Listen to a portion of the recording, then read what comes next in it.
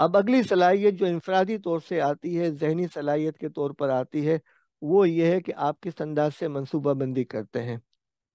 واضح اور قابل حصول پروجیکٹ کے اہداف اور ڈیلیوریبلز کا قیام کرنا، اپنے معیار کی وضاحت کرنا،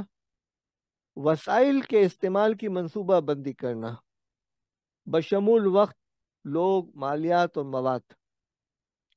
رسک مینجمنٹ اور ہنگامی صورتحال کی منصوبہ بندی کرنا، خطرات کی پیش بندی کرنا، یہ اندازہ لگانا کہ واٹ کین گو رانگ، وقت اور ترجیحات کا انتظام کرنا، سنگ میل طے کرنا، سنگ میل سے گزرنا، کاموں کا انتظام کرنا، تفویض کرنا اور رابطہ کاری کرنا اور نگرانی کرنا۔ یہ تمام امور جو ہیں وہ منصوبہ بندی کی ہیں۔ If you fail to plan, you are planning to fail۔ لوگوں کا نظم و نسق کرنا، انسانی نفسیات کو سمجھنا،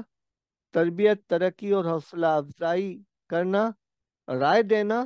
نگرانی کرنا، غلطیوں کی نشاندہی کرنا، فیڈ بیک دینا اور رہنمائی کرنا، معلومات جمع کرنا، تجزیہ کرنا اور ان کو منظم کرنا، وسائل سے بھرپور ہونا، یہ ڈیزائریبل ہے، لیکن اگر وسائل نہیں ہے تو پھر اس کی بھی پلاننگ ہونی چاہیے اور فیصلہ کرنا، تشخیص کے معیار کو قائم کرنا اور مسلسل بہتری میں حصہ لینا، پیش رفت اور نتائج پر رپورٹنگ کرنا، یعنی کتنا آگے بڑھے، کہاں تھے، کہاں ہیں، کہاں جانا ہے، غلطیوں کی خود نشاندہی کرنا، خود آپ کے اندر اتنا حوصلہ ہونا چاہیے کہ آپ کہہ سکیں کہ وی ور رانگ اوور ہیئر، اور اصلاح کے لیے خود ہی عملی نقشہ تیار کرنا، بنیادی کاروباری ڈھانچہ اور انتظام کرنا اور ان کے تعلقات کو سمجھنے کی کوشش کرنا۔